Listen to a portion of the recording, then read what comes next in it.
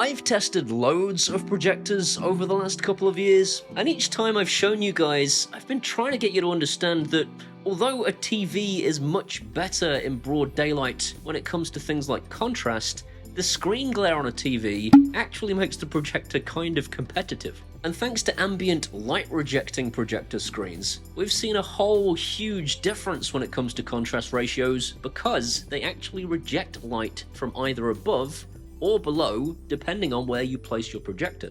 If you have a projector underneath, it'll reject light from above to give you the best possible contrast. So the thing is, right, I've just been sent this ambient light rejecting screen that doesn't only reject light from above, it also rejects light from the sides. And this is game changing. So turn bedroom lights on.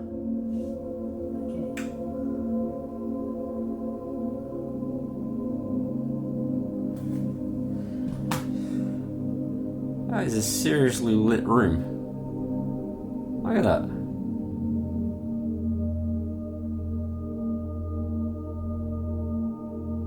That is seriously impressive. This blew my mind more than that time that Morpheus woke me up in the real world and I didn't believe him. This is just a white room, mate. Is it really so hard to believe? Well, if I'm being really honest, you probably could do with some wallpaper. You've been living in a dream world, Neo. For one thing, my name's Paul, and I find your attitude to be very condescending, to be honest. Your hair has changed. This changes nothing.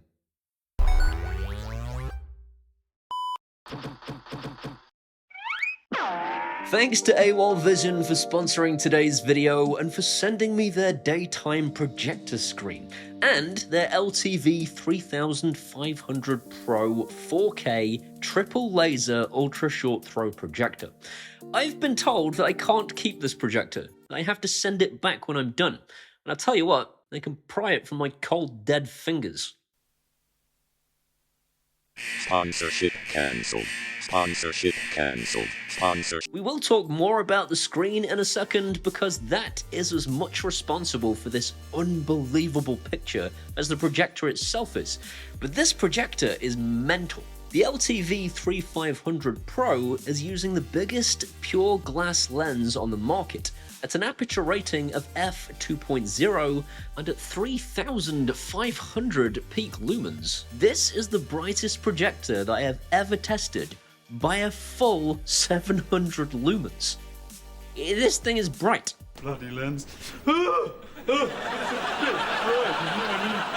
Another rare find here is that this is a triple laser projector that doesn't have a color wheel. This means that there is no rainbow effect. And if you don't know what I mean by that, this is where if you kind of dart your eyes side to side whilst watching a projector, you kind of see rainbows because the color wheel isn't moving as fast as your eyeballs are capable of receiving the images. You remember Rainbow TV show? Yeah, good times. 1980s. Good old Rainbow. One skin, two skin, three skin, four. I don't remember those good times. Phil? Sorry, mate, I can see you're on the toilet. Could you do me a favour and subscribe? You've been watching for a while. That's freaked out every Phil on the toilet ever. That's fantastic. I love doing it. I do it like every week. You'd be doing me a huge favor if you subscribe and ding that bell and give this video a thumbs up. It tells YouTube to show me to more people. So on with the show. For gaming, we're talking about a 15 millisecond lag at 4K at 60 Hz and as low as 8 milliseconds of lag for 1080p at 120 Hz, which is low enough for professional gaming, which is also entirely mental. It has smart home control for things like Amazon Alexa and Google Home for turning the projector both on and off and for changing the volume, and also has things like Control 4 to go even deeper with your smart home routines if that's your bag. On top of this, it's got Dolby Vision, 3D support, it's got HDR10+, HDR10 and HLG, which I have never seen all three in one projector before, Dolby Atmos, DTS Virtual X, and HDMI eARC. But possibly the most genius move of all is that it comes with a 4K Fire Stick. Oh, hello. Hello. It has this little caddy for you to plug it into. A little cubby hole on the projector. But the really, really ingenious part of this is, you don't have to plug a 4K Fire Stick in there. You could stick in something like a Chromecast. Or even, when the time comes, upgrade to the latest Fire Stick when it's released. This is just so clever, it's ridiculous. Here is actual footage of the people at AWOL coming up with this idea. You guys know who's doing this? What the fuck? This means that this is one of the first projectors that I've received where I can actually load up Netflix. Because as we all know, almost every projector struggles with this because Netflix have this thing called corporate greed. At a 2,500:1 contrast ratio, this is one of the best projectors on the market right now for black levels.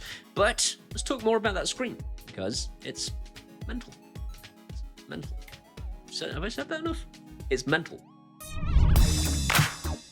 AWOL do various types of screens. They do the whole roll-up TV like I've featured before for other manufacturers, and they do this daylight screen which fixes to your wall in both 100 inches and 120 inches.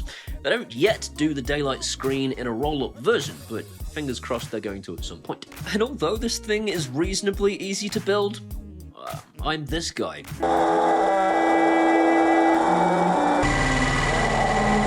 To demonstrate the simplicity of the install of this screen, there now follows a Rocky-style montage filled with dad noises. Oh, sweet baby Jesus. What? Michael Jackson gloves. You know what? I got this. This is easy. Look, just do that. Screw it down. A child could do this with childish baby wrists. This is a good job.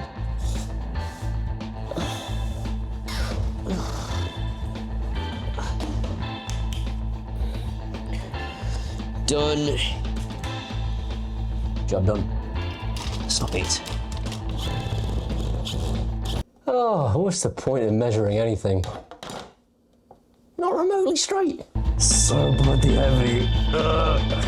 Oops. No. No.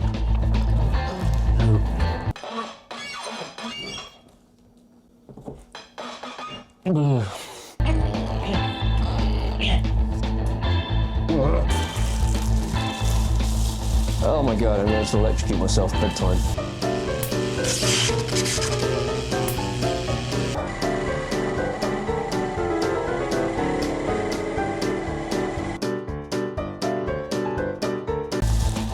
Look at that! Oh my god, it's good. That was worth the nightmare. I've gouged a massive chunk out of my wall, so that, that's always good. I'm quite pleased with that. DIY stinks. It's a weird technology, because if you actually stand at the side of this thing and try and view the screen, it's kind of dark, because the whole thing is that it's rejecting light from where you're stood, and the results are truly jaw-dropping when you pair their daylight screen with a decent ultra-short throw projector. But if you then pair it with the LTV 3500 Pro, it's like nothing you have ever seen. So, gaming mode does, for whatever reason, lower the brightness of the projector just a small amount and turns off manual keystone correction. But any projector nerd will tell you you shouldn't really use manual keystone correction anyway, because it's likely to affect the picture quality. You really ought to get your projector in a position where it is square on the screen, but I thought it was worth mentioning. So this thing is going to come with their own remote for the projector and a Fire Stick remote for the Fire Stick. Now, you can program this remote up to control the Fire Stick by enabling HDMI CEC in the Fire Stick's settings, but there's no home button for the Fire Stick in here, and you can't talk to She That Should Not Be Named through its microphone, as far as I know. This thing has everything that you need to be able to do everything, but the power button can't be trained to the projector and neither can the volume buttons. So whatever you do, you end up having to use both remotes, unless you use a smart home system. So you could use the smart home system to turn it on and off with your voice and control volume, and then just use the Fire Stick remote if that's what you wanted to do. And if you don't want to go home on the Fire Stick, you don't need to worry about the home button. If you don't talk to She That Should Not Be Named, you don't need to worry about the microphone. Again, just one of those things I think you should know. This is the brightest projector I have ever been sent, and I do find the fans are a little bit louder than my previous projector. I don't think you'll really notice them unless you're watching TV quite quietly. If you're watching a movie, you're not going to notice it at all. That's on pretty quiet, right? So that's the fan noise, and it's really not all that. If you're buying this thing for a home cinema, you're going to connect it to external speakers anyway. And I think AWOL have realised that and decided to not spend their budget on the internal speaker. The internal speaker is there for use if you want it, but to get a passable sound out of it, you'll need to apply the settings that I've got on the screen right now. I spent an hour tweaking this thing before I got a passable sound out of it, and without these settings, it's actually difficult to hear dialogue. This is not the greatest internal speaker, and you should bear that in mind. I have nothing else negative to say about this projector. In all regards, there is one elephant in the room. It costs £6,000. I've got 12p and a lithium battery. But the projector screen to go with it is £1,400, so if you bought the two together, it'd be £7,400. So, I'm going to go completely off script here and just speak from the heart. As a projector fan, as a guy who likes to have a home theatre, if I want 120 or 150 inches, this is it. This is the best of the best. I keep seeing MTV Cribs, and they've always got like some piece of crap hanging from the ceiling.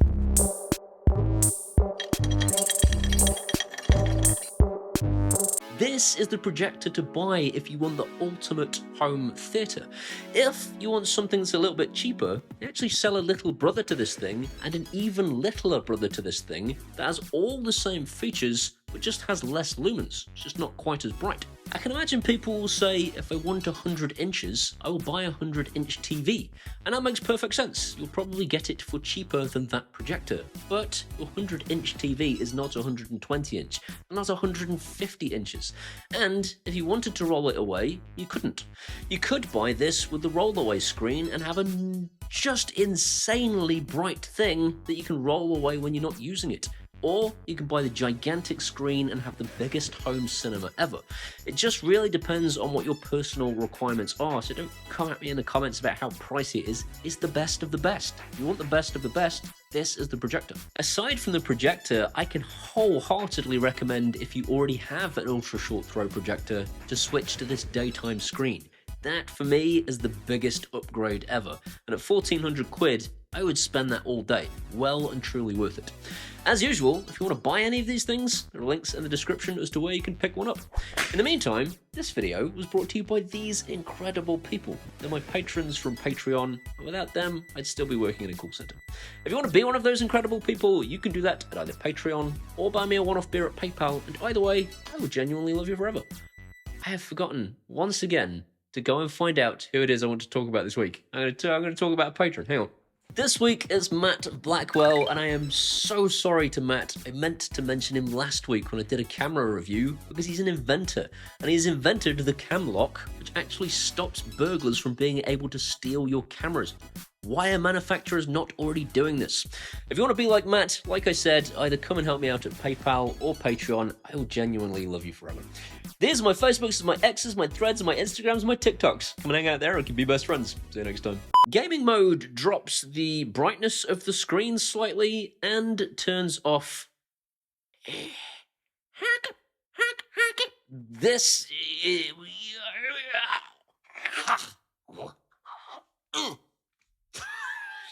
Damn it. Hello?